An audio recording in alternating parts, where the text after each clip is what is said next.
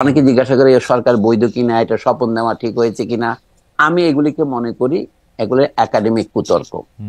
আসলে দেশের দুর্বল অবস্থায়, দেশ যখন বলতে গেলে নেতৃত্বহীন, সেই সময় যাকে ছাত্র এবং জনসাধারণ যারা আন্দোলনে প্রাণ দিয়েছে তাদের প্রতিনিধিরা যাকে মনোনীত করেছেন, আপাতত তিনি সরকারে আছেন।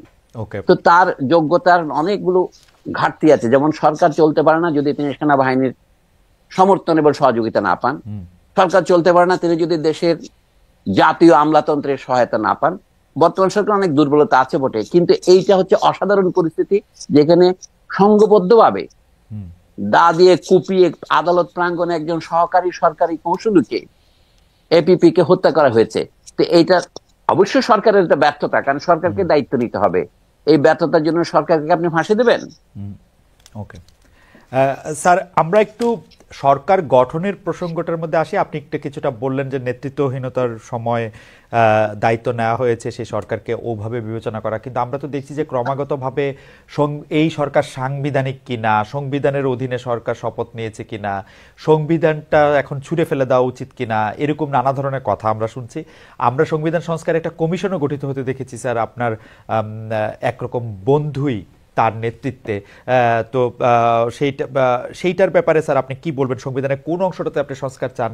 আমি আরেকটু স্যার এটার মধ্যে যুক্ত করতে চাই, আপনি বরাবরই ধর্মকে রাষ্ট্র পরিচালনার মধ্যে থেকে ব্যবহৃত যেভাবে হতে চায় সেটার বিরোধিতা করে আসছেন। ও জায়গা থেকেও যদি একটু বলেন যে সংবিধানের সংস্কার যদি হয়ও, তাহলে সেইখানে আসলে রাষ্ট্রধর্ম বা ধর্মনিরপেক্ষতা এগুলি আসলে কিভাবে থাকবে? আপনাকে এখন আমি আরেকটা বইয়ের উল্লেখ করি। আবুল মনসুর আহমদ সাহেব একটা বিখ্যাত বই লিখেছিলেন, 1968 সনে প্রকাশিত হয়েছিল। উনি মারা গেছেন সম্ভবত 1978-79-তে। এর বইয়ের কয়েকটা সংস্করণ হয়েছে। সেখানে তিনি একটা মজার কথা উল্লেখ করেছেন সংবিধান সম্পর্কে বলতে গিয়ে। পাকিস্তানের প্রতিষ্ঠাতা ছিলেন মোহাম্মদ আলী জিন্নাহ। তার সম্পর্কে পাকিস্তানের সংবিধানের শুরুতে একটা মিথ্যা কথা লেখা হয়েছে। সেটা কি? যে মোহাম্মদ আলী জিন্নাহ পাকিস্তানকে একটা ইসলামী রাষ্ট্র হিসেবে গড়ে তুলতে চেয়েছিলেন। ঐতিহাসিক তথ্য হিসেবে সঠিক নয়, কারণ পাকিস্তানের গণপরিষদে মোহাম্মদ আলী জিন্নাহ 1948 সনে যে ভাষণ দিয়েছিলেন তাতে পরিষ্কার আছে পাকিস্তানের একটা সেকুলার ডেমোক্রেটিক রাষ্ট্র, বা আপনি লিবারাল কথারও যোগ করতে পারেন।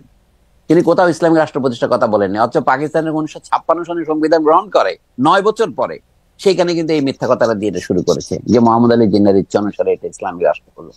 একইভাবে বাংলাদেশের সংবিধান রচনার বহু আগে 1971-এর 10 এপ্রিল বাংলাদেশের স্বাধীনতার যে ঘোষণাপত্র দেওয়া হয়েছিল, সেখানে বাংলাদেশের মূল আদর্শ হবে গণতন্ত্র, ধর্মনিরপেক্ষতা, সমাজতন্ত্র ও জাতীয়তাবাদী। কথাগুলো লেখা ছিল? ছিল না। কিন্তু 1972-এ যখন সংবিধান গৃহীত হচ্ছে তখন সেটাই মিথ্যা কথা দিয়ে শুরু করেছে যে এগুলো হচ্ছে বাংলাদেশের সংবিধান রচনার, এইগুলোর জন্য বাংলাদেশের মানুষ মুক্তিযুদ্ধ করেছে।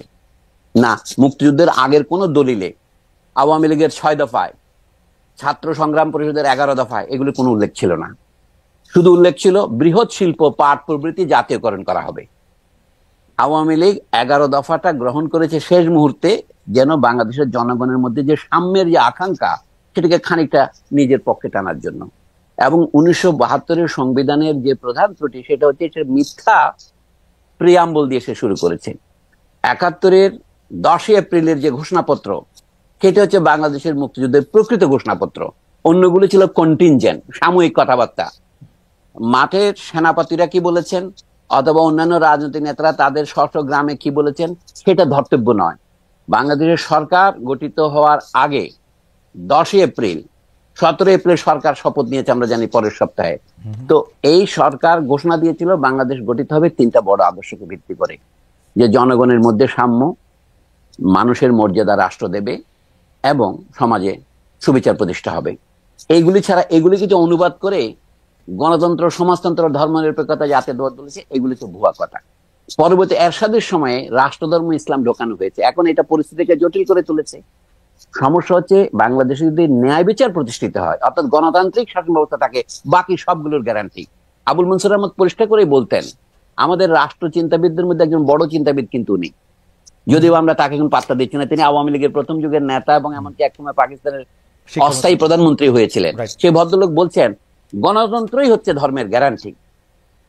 আমি এই জন্য বলছি যারা ভারতবর্ষে মুসলিমদের নিরাপত্তা এবং নিরাপত্তার গ্যারান্টি চান, সেইটাকেই ভারতবর্ষে ধর্মনিরপেক্ষতা বলেন। সমস্ত মুসলিম নেতারা তাই বলেন।